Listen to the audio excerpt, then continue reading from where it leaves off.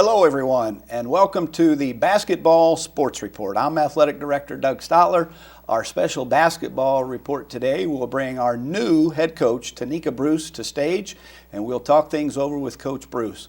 Coach Bruce, of course, is in her first year as the Jefferson basketball coach, coming to us from Neosho County Community College. She was challenged with building a full roster. Coach was only able to return 2 players. Coach Bruce, welcome to the show. You had a lot of work to do when you got here. What was your approach to getting your team filled? Well, I think, as everybody knows, the national prominence that Jefferson has had, it was important to really recruit quality student athletes. And with such short time period at that point, the best of the best isn't available. They've already pretty much signed on to other colleges. And so it's definitely a challenge. I think, the biggest thing was really at that point finding kids that could really buy into our system. Both academically. We have a very, very good academic program as well as support staff, and we needed to make sure that we had kids that came in that were focused academically, but also a great team that we're going to play together and be just chemistry-wise that we're going to play well together. And so doing that obviously was a challenge, but the most important thing was to just really recruit the best student athletes we could possibly get at that time that could come in and really help us to continue that prominence. Was that really a different challenge for you, having come from another junior college, or was it pretty much the same challenge that you had experienced while you were at Neosho? Well, I think recruiting in itself, you have to basically know your product, and I think Jefferson College pretty much is the best of the best on every level, whether it's the facilities or the academic team or the academic support and staff. And the good part about it is that the challenge isn't any different. I think in the Jayhawk Conference, which I previously came from, it's very tough because you have 19 teams in the same conference competing versus 6 or 7 and 3 in that region that are in your conference. So you definitely have more of a challenge every night versus the quality of teams that are in our Region 16. I think in terms of player-wise, I think you have the ability to go out and compete with some of the top teams in the country and compete for the same athletes versus not being able to do that last year. And so you definitely had challenges on both ends, but I think we ended up with some very good quality athletes, maybe not necessarily the most talented, but we do have the kids that are going to go out and play hard every day, dive on the floor, really do their job in the classroom. And so overall, happy with the product that we were able to get on such short notice. And again, I want to remind our viewers what the short notice was. Mm-hmm. We essentially interviewed you in June. Mm-hmm. You accepted the job essentially the first week of July and had 1 month to put together not only players, but a staff. If you could go back to that first week in July and relive July and the early part of August in regard to recruitment, would you have done anything differently? No, I think I did it all. Slept in the car and called 300 or 400 kids and different leads and different things that we could do. I think we really just did a great job for the time period because a lot of people know that a month is not a lot of time to really build a team. April is the signing period, so you essentially miss out on 3 months of recruiting that other teams have. So I think, if we had to go back, we probably wouldn't do anything different than what we already did. We really think that we got a good quality core group of kids for the time period that we were able to recruit. And Coach, I think one of the things that I looked at in regard to your past experiences were the fact that you've been not only a junior college athlete at a very high level, you were also a Division I basketball player. How have those experiences really helped you develop a recruiting philosophy? Has that been a factor in how you approach young ladies? I think it's a big factor. I think it's one of the reasons why we're able to get the kids that we are able to do. When I'm sitting in a student athlete's living room with sitting in front of them and their parent and being able to say, I know the demands that are on your body, I know the expectations, and I know how to prepare you for those levels. It's really good because I've gotten a chance to not only be in that situation that they're now coming into, but also in the situation that they're trying to go into once they leave us. And so that really helps us because our philosophy is really focusing on developing players in order to get them to the next level after they leave us. So it really is an advantage to us to be able to have a staff that has not only been on that level but also coached on the levels that they're playing in and going to. So I think it's one of the things that really, really benefits us.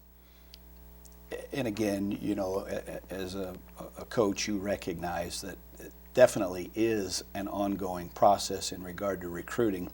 You've had an opportunity to put together a terrific start. Your team's currently 9-1. You've also had an opportunity to see a few of the region teams.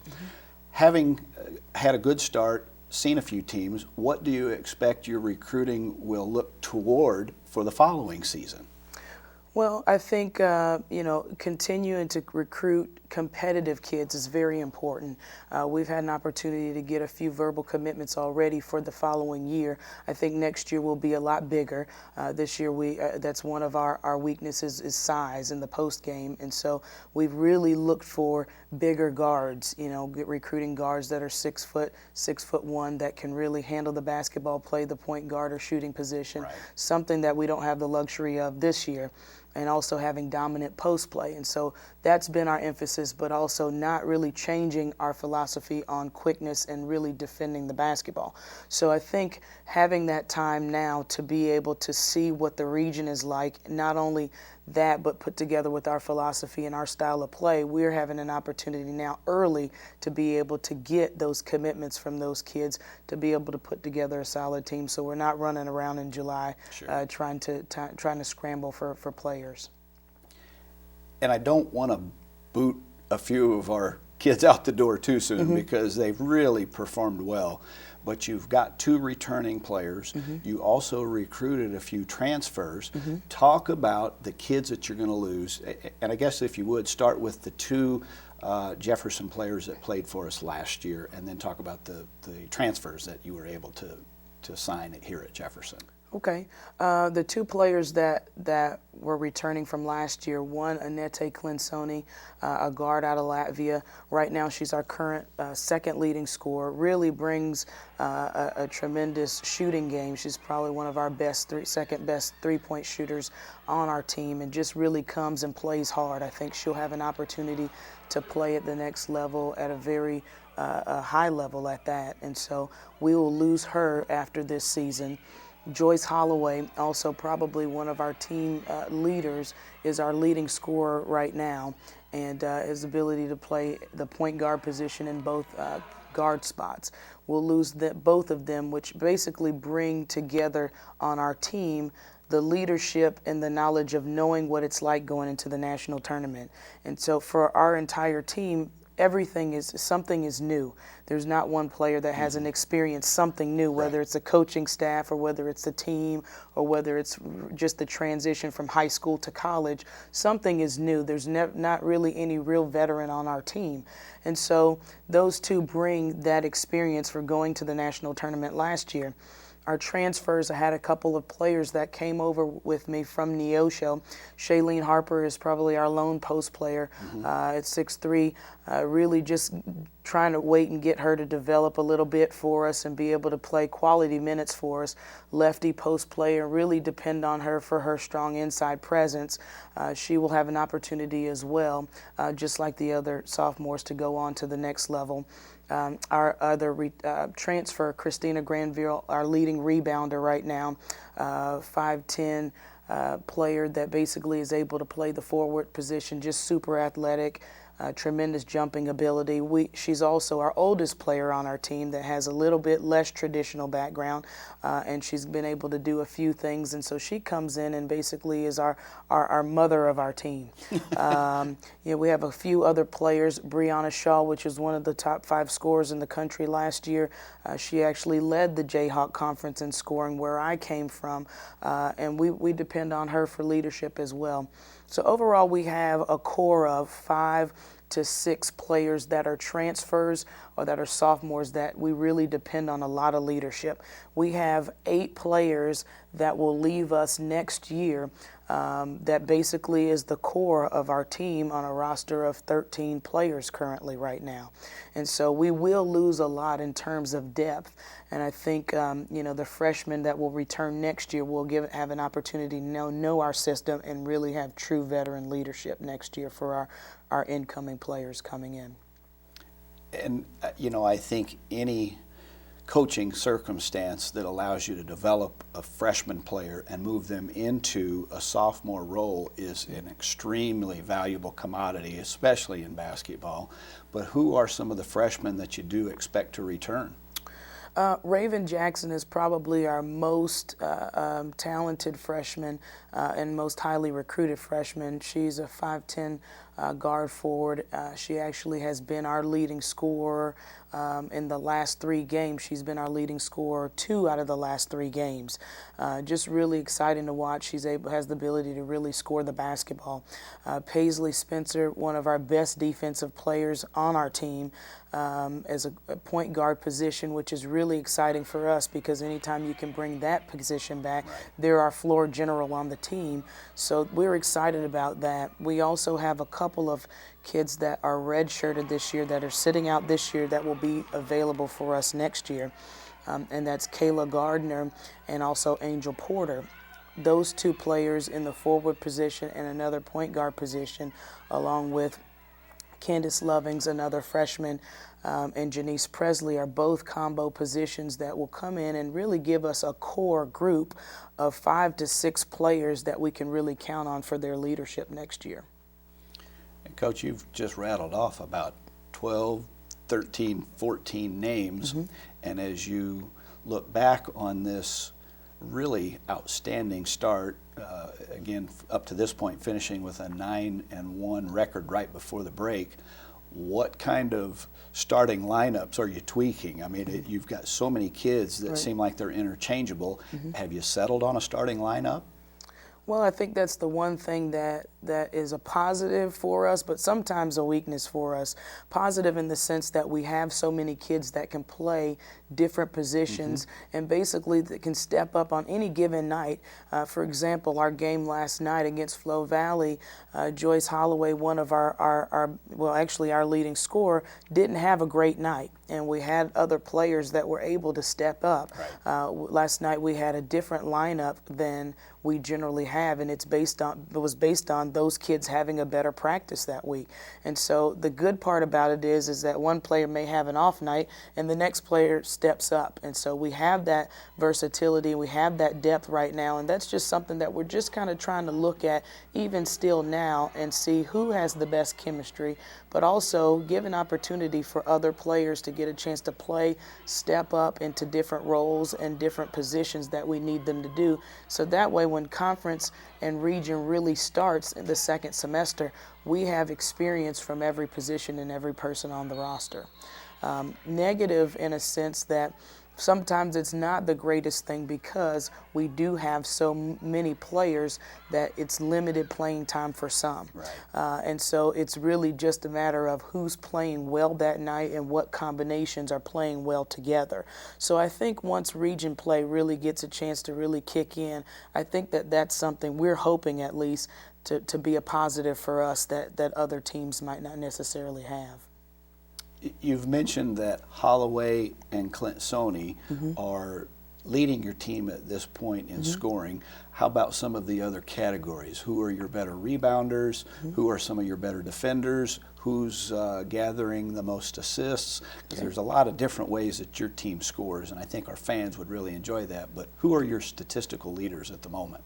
Okay, right now we have Christina Granville is our leading rebounder. She's averaging about 12 rebounds a game. Wow. Then we have Brianna Shaw, and we also have Angela Johnson that are both, right behind her in 7, 8, 5, 6 rebounds per game. And so we have the ability to have those players not have to just depend on Joyce and Annette for points. We have players like that coming off the bench or other starting roles that are helping us on the rebounding end. Assist-wise, we have Brittany Scott. She's currently leading us right now at about 5 assists per game, which really, again, another point guard position. Paisley Spencer, our defensive leader and our stopper, basically really our best on-ball defender. Angela Johnson and Janice Presley are our 2 best defenders at any position. Brianna Shaw as well. We've depended on her for points, rebounds, and assists. She's pretty much our overall leader that can play the guard spot and the forward spot, and currently our only player that can do that. And so, fortunately, we are able to have those players be able to contribute steals-wise, whether we're playing up-tempo and trying to score very quickly, or we have the players that can adjust and play both post and guard positions if we're in a half-court offense. Coach, with all of the transition coming from another JUCO to Jefferson, one of the other things that was extremely important to you was not only putting together the players, but also putting together a staff. The staff that was associated with our program the previous year took other situations and left. Talk about your assistant coaches, who they are, and what they have meant to your success with this early 9-1 record. Okay. Franklin Scott is our first assistant, and he pretty much, he's the brains behind the operation, I got to tell you. He is basically in charge of our recruiting, which is one of the biggest things. I know that I can rely on him to basically know the type of kids that we need to go out and recruit, so that way we can put together a strong team that can play very well together. Franklin was with me last season at Neosho and felt only comfortable bringing him into that spot because, number one, he knows my expectation and he knew my system. And also I thought it was very good and very important for us to transition comfortably. And so he stepped into that. He helps with the practice planning. Mostly, again, his function is the recruiting, but also he works with our post play and our forward play. And so that gives me an opportunity to really work with our guard play, because I feel that conference-wise, that's the most important position that needs to be worked with. And so sometimes you don't have that luxury as a head coach to be able to trust your assistant to go over and help your other positions aside from your main positions. Stacy Thornton is a local gentleman from Festus. He also comes and volunteers for our program. And it was important for us to bring him in because we needed to get out into the community and really get an opportunity to go and meet people in the community, to help bring fans in, to also build relationships, because we want to build our program that the community can really be proud of, and they can come and really be excited to watch our girls play. So overall, I think our coaching staff is definitely our foundation for our kids really having some strong success early in the season. Coach, you've, again, seen a little bit of Region 16, and you've obviously done an outstanding job in the transition. What do you see being the most difficult thing for Jefferson to overcome? Because right now you're very aware that the target is on your back. All of the opponents are looking at an opportunity in the transition to feel like to get even with Jefferson's success over the last certainly 4 years. How do you think your team stacks up in the region at this point? Well, I mean, really, I can't. I've only seen a couple of the teams. I haven't seen everybody. I think right now our biggest thing is to just get better every day. I think right now we're nowhere where we expect to be at this point, and I'm not sure if any coach will say that they are, but I think that right now where we are, looking at our standings and our record and the teams that we have seen, I think that we can compete and continue our dominance within our region. I think it's going to be tough. I think that there are top teams like State Fair and Iowa Western that are very good teams and that they are going to be tough to beat. And I think that we have to bring our best basketball game. I think our team has to really learn to be prepared no matter what, because the target is on our back. Everybody wants to beat Jefferson. Everybody thinks that this is the year to do it, and I think we have to just use that as our motivation to not only get better, but to be where we need to be when it's time for preparation for those games. When we step out on the floor, we're ready to play. The last couple weeks, we've really been focusing on our half-court play and really been focusing on our weaknesses so that we can be prepared, because there are going to be teams that try to slow us down that don't think that we have a half-court game. And so we've just been really trying slowly to really implement those things so that way we are prepared when region play starts. Coach, we're very nearly out of time for the show, but we're also nearly out of time for the semester. You've got a few things left in 2010. Give our fans an idea what's left in 2010, and then give us a little idea what the schedule will be like in 2011. Okay. We play, actually tomorrow night, we go to Forest Park, and that's another conference game, so we're hoping to go out and close that game out. Once we go, after that, we go on Christmas break. We have a couple days to prepare before break, and then the kids go to Christmas break and they come back the day after Christmas. And then we've got a really big task of coming back and trying to get prepared in a 2-day span. Then we travel and we go to Memphis, and we play two very good teams in Southwest Tennessee, and we play North Shoals out of Alabama. Two very good teams, and two teams that are capable of knocking us off if we're not prepared to do what we need to do. And we close out December with those two games. Then we have New Year's and those couple days to really come in and prepare before we come in and play our first region game when we play Moberly on the 5th.